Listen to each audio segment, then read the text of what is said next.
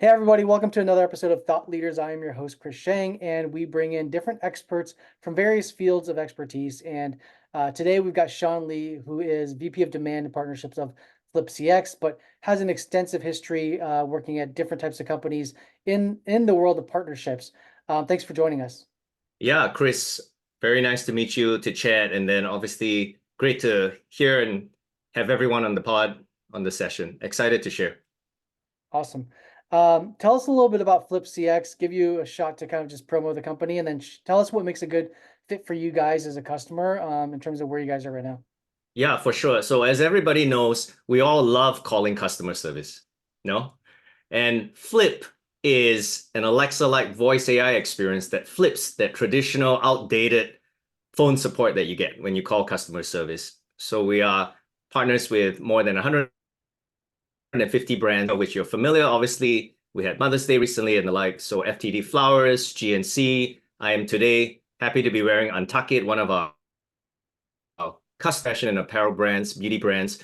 Think about it. Anyone who has customers calling them and wants to provide a 24/7, no after hour, no public holiday, no out of office experience that is like Alexa, that is like Siri. And for those who think like ChatGPT, this is that experience, but fully driven towards you getting what you called about. So all about helping the customer, helping the caller, and letting brands just focus on building a ton of love with their customers. That's what it's at. Very cool.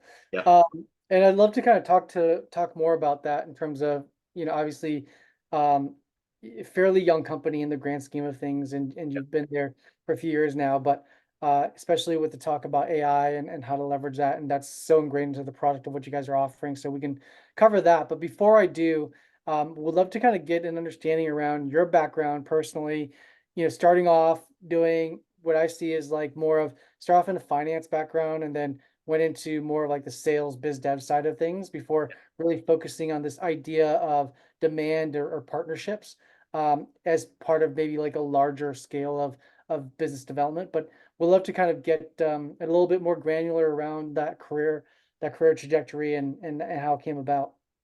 Totally. Happy to chat about that, Chris. So if I were to maybe split my career into two buckets, I think that's a helpful place to start. Yeah, The for sure. first half of my career was really focused more in early stage venture capital investments and business development.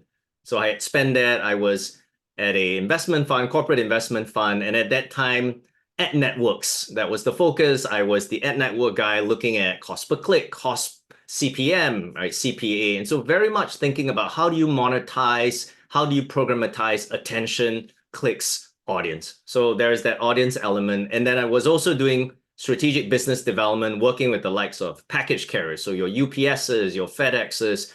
And through those roles, the initial part of it, I really came to realize the importance of capital, obviously capital allocation, but also how powerful partnerships could be, albeit between really large entities and large companies. So if you think about the lessons that I took away from that first half of my career, it was really about the power of business development that is central to driving an organization's growth, thinking about capital and the role that investors play. And then I had really impactful advice from an entrepreneur we had invested in, where I asked him, what do you think I should do in the next phase or next chapter in my career? And he said, I would be ground up product manager, owning P&L, owning an experience for one of, in that case, he was a little more inclined to big tech at that point.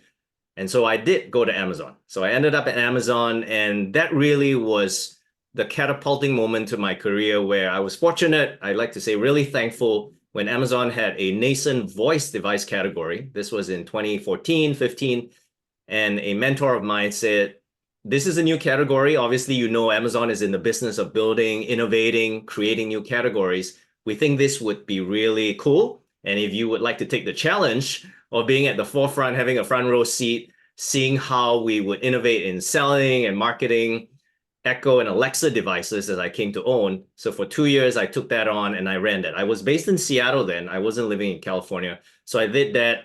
The building was affectionately named Day One North. As many folks who know, Day One is an Amazon leadership principle. So the building is aptly encapsulating how the ethos of how the company worked. Owned that for 2 years, ran Black Friday, Cyber Monday, Alexa's birthday. And if you think about, Chris, in the early days of a category, there's no comparison. Do we compare it to VHS? Do we compare it to radios? What do we compare that to? And so we really had to take a first principles approach to things. We really had to get scrappy. Later on, obviously, a device made its way to Oprah. We got on Oprah's favorite things. We got ended up in the Super Bowl. You have Cardi B and other folks pretty much talking about how they would interact with it. So that was 10 years ago. And I know I'm speeding up a little bit. I can certainly peel back the layers more gradually. And then 10 years later, so that's 2015, 9 years later, I find myself still the voice guy, but in a B2B space, helping companies have that same voice first, very close and very engaging experience with customers who call them. And I'm glad. So sometimes I think we like to think we may overestimate what we can accomplish in the short term, but in the long term, things do come together. The curve does move forward. We all innovate together. And then when those waves of innovation come, I'm just really fortunate to be giving an opportunity to try and maybe surf the wave, could be the analogy, or figure out my part in the bigger scheme of things. Yeah, awesome. Um, I'm curious real quick around, being the voice guy, but on like the partnership and biz dev side of things, how how would you rate your technical acumen around the actual technology behind it, right? And how and if it's deep, like how critical do you feel like that is in terms of like playing a part of how you think about the types of partnerships that would bring the most, value? So I rate myself as a solid or practical 7 out of 10, in the sense that my skill and I think my calling here is really to translate the benefits and help connect the dots between the technology. So clearly, I'm not an engineer in this regard. I was trained as an engineer and in economics, so I understand the implications of it, but I'm not in the nth degree of it. But I think I am able, along with the team's help, to really translate that to what it means. Here's voice AI. Here's automation, which we understand. No question, thanks to ChatGPT and all the innovations OpenAI and other peers in the space have made. And then here are the industries that are really poised. Here's Main Street. By Main Street, we mean buying and selling, e-commerce. We mean transportation, and then other clear verticals that we all interact with. So I would say 7 there, but then my ability to find the right distribution and educational channels to connect it, I think that's certainly why, maybe a way to segue to it, is why I view partnerships, the very different types of partner programs I've built, and demand as inseparable. So sometimes some folks say, hey, you would be helpful in helping to evangelize a new category to share. I understand that that's a little bit a bigger word. So I like to think of awareness and advocacy at the heart of demand, whether you call it customer demand, you call it category demand. And then partnerships are really a way to accelerate, a way to crank up the lever and help build that awareness and spin that flywheel a lot faster. So in some ways, I may have stumbled into my partnerships career in biz dev. And biz dev, traditionally, we think of it as more strategic partnerships, partnerships that really transform revenue streams, transform business lines for companies.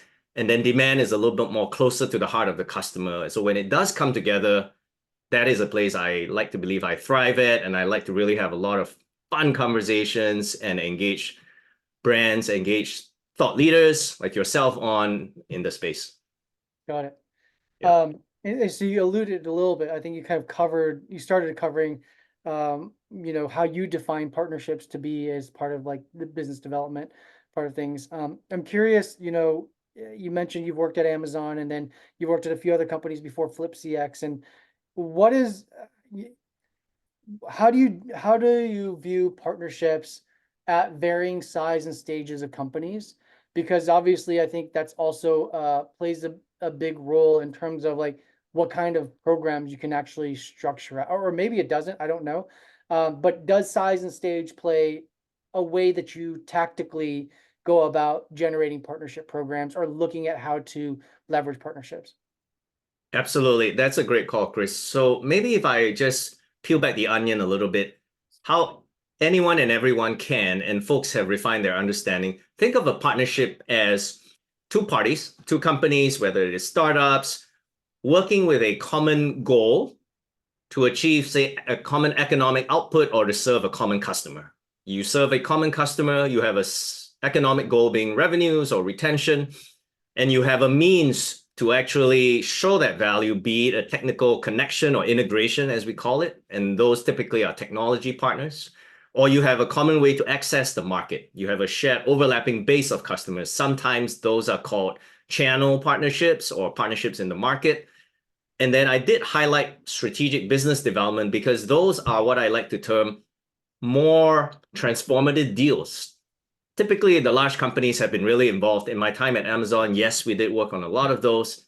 Big tech does work on it. But then even within the ecosystem, and I use that word to mean the environment in which usually there's a large platform. So everybody from your HubSpots to your Salesforces to all the support platforms that I am familiar with, and the companies orbiting around that, you could potentially work out a pretty large deal with some of these platforms when incentives are aligned. So I think for everyone who's listening, it could be as simple as an integration. It could be something that's more distribution focused, more conveniently termed channel, or it could be something that really involves a strategic arrangement around product, around distribution to install base, something that can be quite game changing. And if you can get leverage in that you're a small entity, but you get 10 times the access, 10 times the distribution, 10 times the audience, I would think that is moving in the direction of a strategic business development deal. So just a bit of the lay of the land for folks who might be thinking, where all do I start?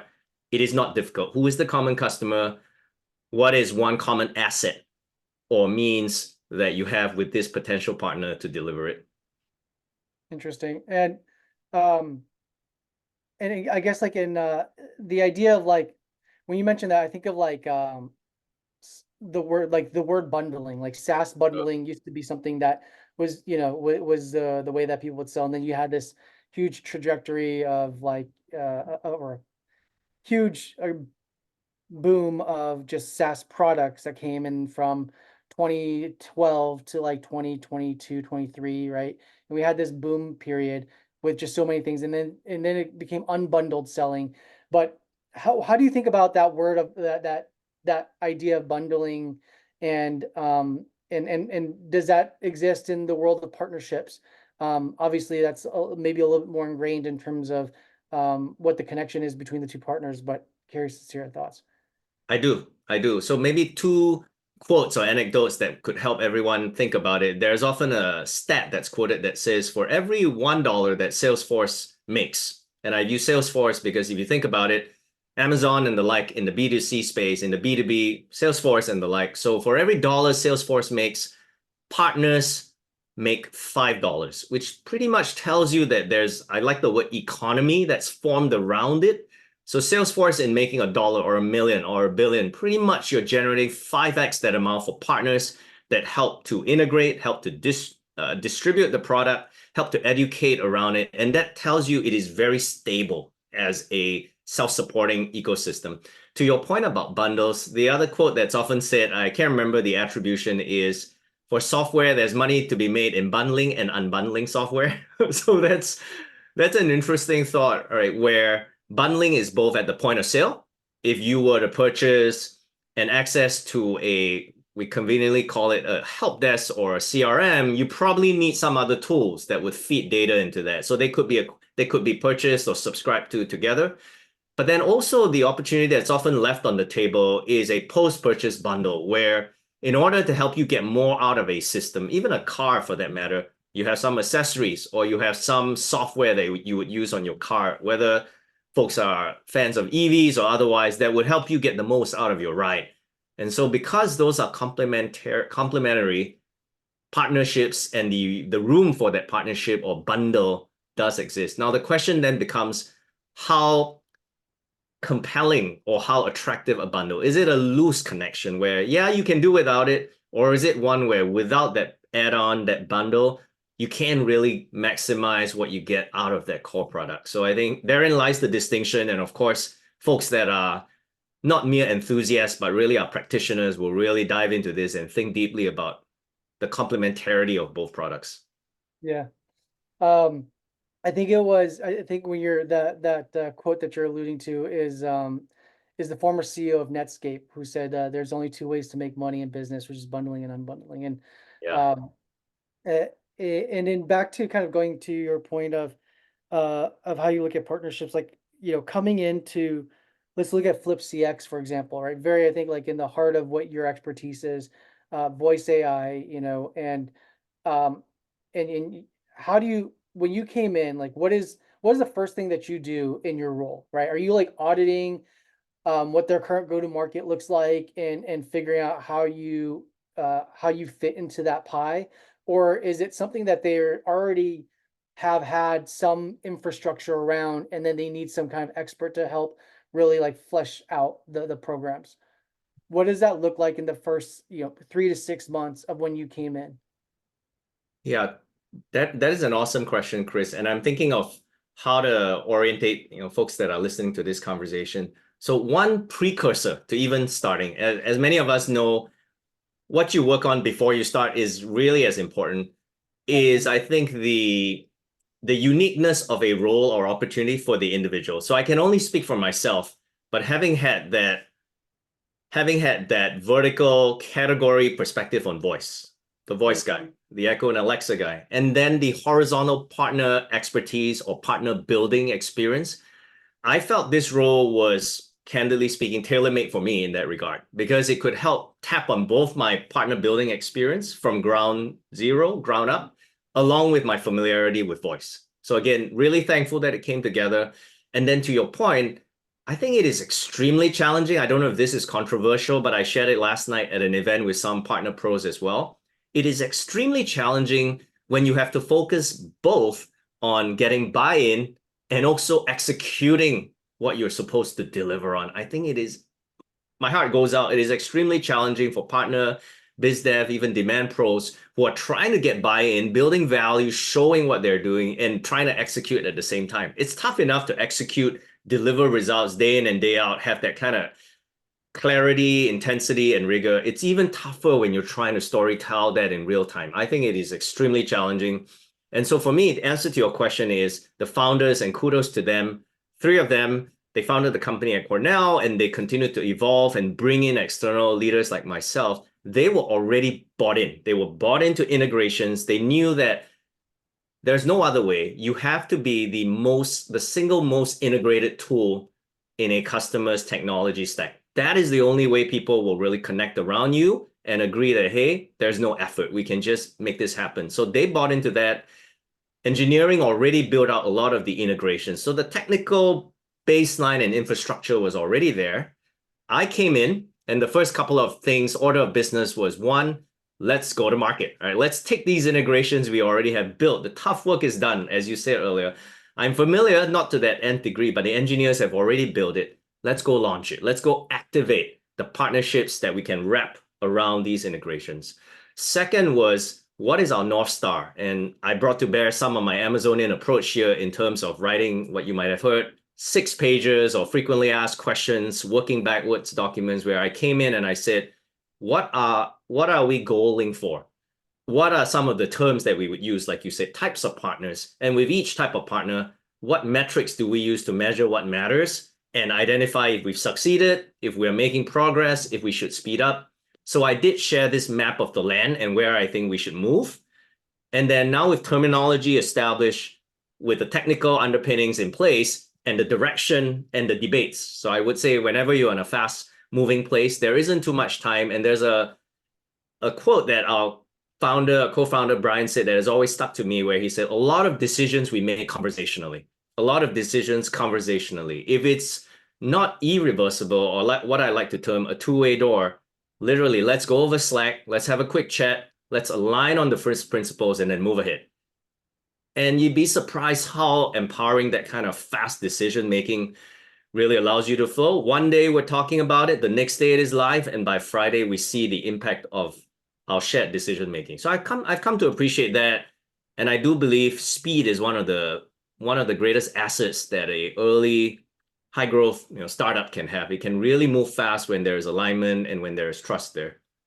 Yeah. So Yeah, I mean, I think you make a good point around the buy-in and execution at the same time and from the very beginning, right? Which is, in this case, your founding team already had that buy-in around partnerships.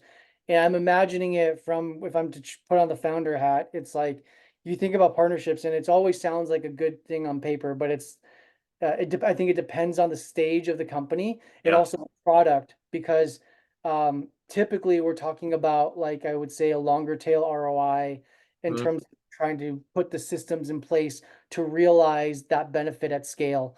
And I think that's probably, one of the hesitations from founders is like they don't, founders are like about that instant gratification, right? And so it's almost like if we can't see the instant sales pipeline increase, like what are we doing, kind of thing. So is there, I guess the my question is around, in your specific instance with the Flip CX founders, was this a specific use case where you found it to be unique because of the fact that the founders were already bought in? And then separately, is there a particular stage at which a startup should really start looking at evaluating partnerships as part of their longer term growth play? Um, yeah, Yeah. So one, I don't think it is unique. okay, It was extremely helpful because it tackled the buy-in part of it. Not only did I then assume there was buy-in, but they were really convicted about how much faster we could move when yeah, I came on board with partnerships. So now you are not just trying to build the foundation or the baseline, you are accelerating it, right? You're adding on that. So there's more fuel to the fire. Resources are part of that conversation, but also I think you really enjoy that trust that is already assumed and you build on that and then you show that value. To your other question, and maybe I want to go back a little to what you asked earlier. Yes, I do think there's no one size fits all in terms of when is the right time to introduce partnerships. If we call it 70-30 or 80-30, 20 or 30% of companies stumble into partnerships. You yeah, work with a Salesforce, a Zendesk, a Gladly customer, one of these accounts, large help desk, and you find that you do need somebody because they have a team there that's managing the relationship and you do need somebody to interface with them. That's your first partner contact. So sometimes it is opportunistic.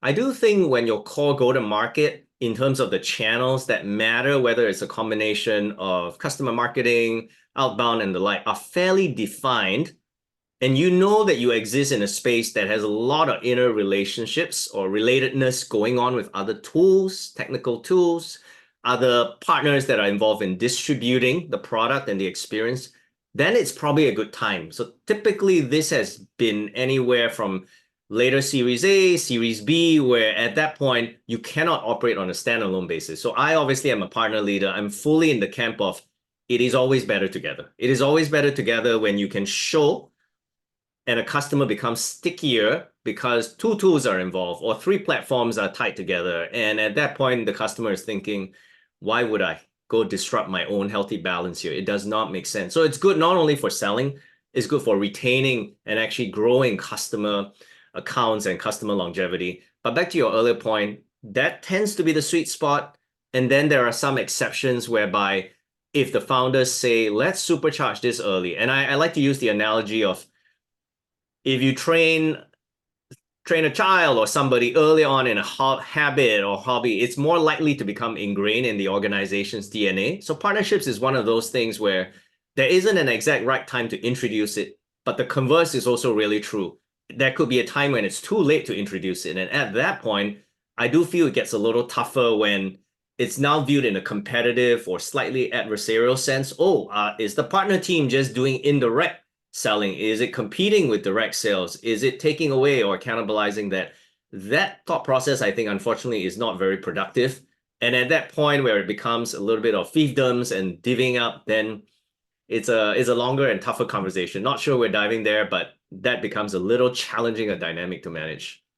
interesting. I think that's, I mean, good point though, right? It's like if you go down a certain path or you don't weigh out all the full options of the landscape of things that you can utilize, you start becoming too granular in one way, and then it might be difficult to switch, or there might be different thought processes based on your team at that point in terms of how they view these other channels potentially. Um, Curious as to, you know, you mentioned you just spoke at an event last night with other partner leaders. Um, in the world of partnerships, in you being a thought leader in the partnership space and talking to other partner leaders, what are the things that are keeping you up at night in either excitement or concern as of today? Yeah, that is an amazing question. I think maybe one thing, let me overstate the point. I think one thing is always buy-in has always been there, making the value, articulating how partnerships is central to go to market and how partnerships is an all of company initiative. So it's partnerships is less about Sean, the partner leader, or Jane, or Jack, the partner leader. Partnerships is more about a way of doing things and a whole of company alignment that, hey, along with our sales team, with our customer success team, with our marketing team, we want to market the value of us and our partners in the ecosystem together. So I'll park that aside. Right now, I think the number one priority for partner leaders is really showing that direct line to revenue and to pipeline that can be attributed. And it's not an attribution exercise in terms of what do partners bring, what do non-partners bring, but more importantly is showing that direct connection that when we do invest thoughtfully, right, not extravagantly or without direction, in building a solid partner program that really delivers, we will lift revenue, we will lift our qualified pipeline. And the moment that distinction is really clear, now at a board meeting, now at an executive meeting, now at a company all hands, it becomes what is the state of our partner approach? How are we truly using a force that is bigger than our own? But when it becomes a secondary conversation, then it is a lot tougher because then partnerships will struggle to be on the agenda versus being core to the agenda and core to the how-to part of the question. Got it. Got it.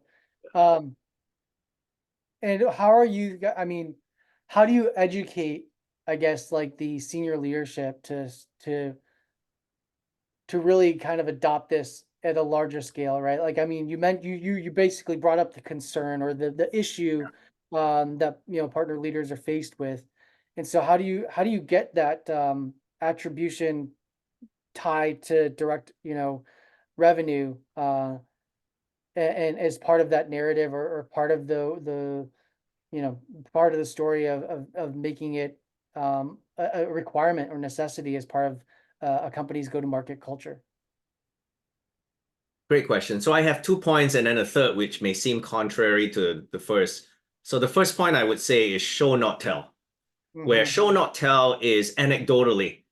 Shout it out when you're in your channels, whether it's Slack, Teams, whatever the like, and there's a deal that's closed or brought about as an effect of a partner. I think that is truly a great moment, right? And ultimately, the partner leader is the cheerleader for the ecosystem, where the partner leader must be very clear in connecting the lines to say this deal would have not been possible without a partner of ours, without this technology partner, this channel or agency partner, or this strategic business development relationship we have. So being able to connect the dots, show, not tell through actual impact, that story, when it is done, when it is signed, when it is delivered. So show, not tell. The second thing I would say is really alliances and whatever that conjures up in your mind. I think the challenge for a partner leader is when they operate alone on an island and try to make everybody feel here's all the value coming forth from partnerships, but then nobody else is involved in renewing a customer, in signing somebody up. So it becomes the partner leader, her or his own story and own burden to bear. And that's, in my opinion, not an individual thing that can be done. You need other folks who buy in, and you need your sales AE's eyes to light up when she or he know, oh, partner is involved in the deal. This is going to be a lot warmer deal. They're going to be an existing vendor. So maybe I even write in on some existing paperwork. They're going to be an existing customer involved. So there's really strong level of trust that's already pre-existing. So the moment other teams, cross-functional teams are aware and allied in that way, then the partner leader's job becomes really let me orchestrate, let me coordinate versus let me do the heavy lift each time over. It's not repeatable. So the second thing really is the alliances that the partner leader has managed to bridge and build. And then the third thing, which may seem, pardon me, contrary to the first, is really what I like to call breadcrumbs in the sense of different things speak to different leaders, different founders, different leaders. To some, it may just be the repeatability of how partnerships is. Well, it comes every week, every month. I love it. It's always going to be there. I love consistent, ironic, as you might say, predictable revenue and predictable pipeline impact. For some, it's that. For others, it's just a constant drumbeat of show me how they apply, show me the data, show me how it influences. And there's a convenient mnemonic that folks in the partner space like to say. It's three I's: introductions, intel, and influence. If you think about it, those are all different vectors that partners can help you. They can provide a referral, they can help influence a deal for which they may be already ingrained in or they may be connected to. And then they may certainly share intel that helps you move the needle faster on a deal or an opportunity. So there are many ways, and if you consistently drop breadcrumbs, as I like to say, to different team members, different leaders, different founders in a way that after a while speaks to them on their terms, then they will get it. And it is in that moment when they stand up and say, I totally believe this is the approach, Sean, Chris, that you've outlined. We should go with the partner. We can go it alone, but I've seen the value time and time again of how going in with partners is a much more reliable approach. And I think we just increase our chances of being successful here. So it speaks to just consistency. And in some ways, the irony is a lot of folks understand sales, they understand marketing, but partnerships is, I would say, fast growing and increasingly more common science and way of doing things. So I think there's a need in that period for everybody to share those stories, the same way you and I are trading and exchanging stories. And then somebody realizes that is exactly the opportunity I'm in, the predicament I'm facing. I did not realize that partnerships might be the way to get at it. So Yeah. I mean, I think what you mentioned is it's a tricky part, right? It's like a partnership in its core is two-sided, right? And so, I think it can't just be, it cannot be a one-sided value, and it cannot be a one-sided motivation, right? And both parties have to win, and you have to create a win-win scenario. And that's like the I think that's tricky for a lot of like the younger companies in terms of like how they think about things. It's just because, I think that's you need to find if you need to find the right partners. And I feel sometimes when you're the one that's like initiating some form of partnership, it mm, whoever's initiating it feels like sometimes that's the one-sided if they're the ones trying to gain more out of it yeah, versus like uh a mutual come togetherness, if that's not even a word, but a mutual coming together of around like, okay, we can see potentially like how this could work. And it's almost like you need a partner leader at one company and a similar partner leader at another company for it to merge in that more organic or fluid way. Has there been situations where you've been able to work with companies that don't have a partner leader in place and make it work? Or do you feel like that becomes a steeper learning curve, a more uphill battle? it is a more uphill battle for that company to buy in because Uh-huh. then it becomes a little more opportunistic. Yeah. If you think about it just sequentially, a company that has bought into the value of partnerships wants to make strides in that direction is likely to have a partner leader, whether she or he is fractional, full time, or on a consultative basis.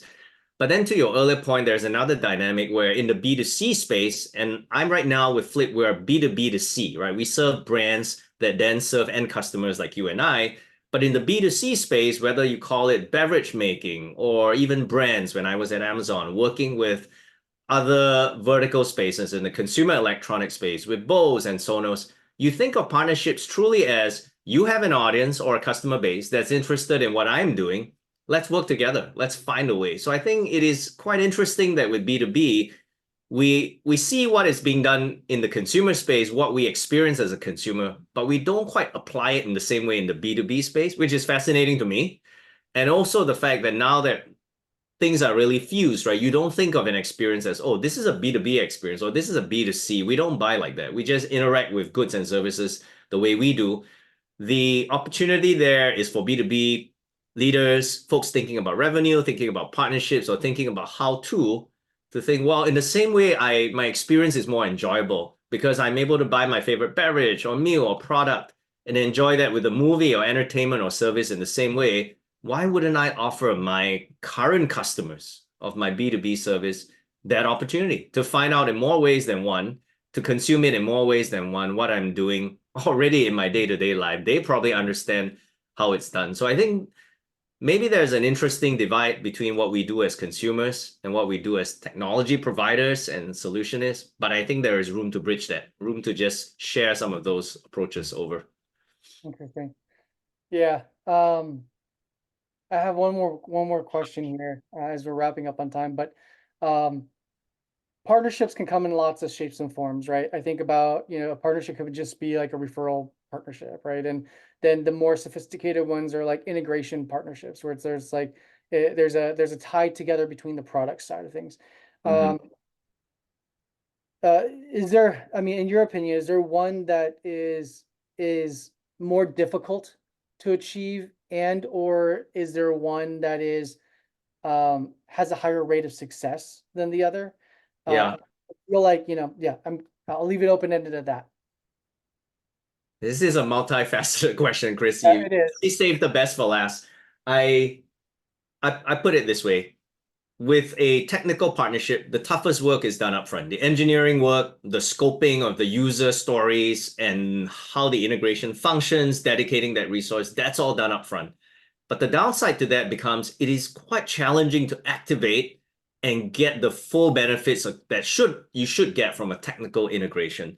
But there are a lot of folks in the space, and I'm happy to share any in the after show notes of folks who have really managed to turn a technical partnership or integration partnership into a revenue and pipeline source that's recurring. So they are really gems in the space. They have figured out how to really tell the story after the pipe has been built, if you think about the analogy. Now, on the other hand, you have, so those I would term more product-oriented partnerships. You have the more market-oriented partnerships, which are, there's no technical integration to be done. This partner has access to a current install base of customers or will have access, and you are also trying to access that. So the good news is you know who they serve, you know those customers want to consume their services and your goods together. That's great. Now, the challenge is because there isn't a technical integration, it is not sticky in a way that a technology partnership is. So now you have to tell the story as to why you both are compelling together, that better together story. And that one becomes a bit more of an art form. So if you ask me, I think typically these tend to generate a little more pipeline, a little bit more demand and revenue. These are tougher to monetize, but are so essential to how systems in the tech stack work together. And so I'll put it this way, really, it becomes down to what sort of product are you? Are you pure B2B? Do you have a customer interfacing part of that B2C or B2B to C? And then at the end of the day, if the buy-in is there, if the internal alliances are built that allow the whole of company to really execute on it, then you're probably going to have a good mix. Otherwise, you may have to choose and over-index on some at each stage of growth. So a couple of things in place, obviously, but there is definitely a selection involved in which and when. Interesting. Yeah. Very cool. On that note, we'll end it. Thank you so much for taking the time today and sharing Pleasure. your insights and wisdom on the space. It was definitely very interesting for me. I'm sure it's going to be very interesting for a lot of the people we have on the go-to-market side and the biz dev side of things too. So. Thanks so much, Chris. Nice to speak with everyone. Yeah, bye.